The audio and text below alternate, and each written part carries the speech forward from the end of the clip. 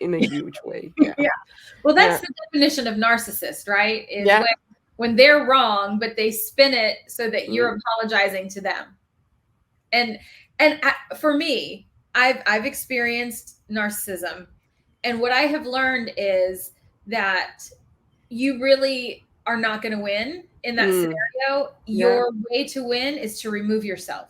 Yeah.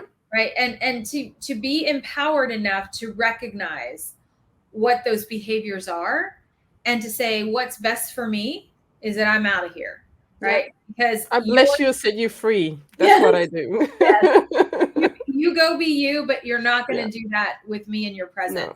No. You know, and as an advocate and as an ally, it's important that we also see what's happening and use our voices in support of that person exiting, because it's not because that person's not strong. It's not because that person's not capable or smart or have the ability to execute the work or to have a meaningful conversation.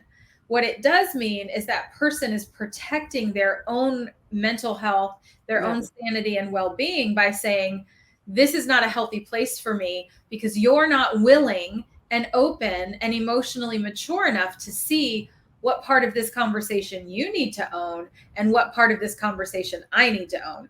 And so I Am think, I in church right now? Because this feels like you're preaching.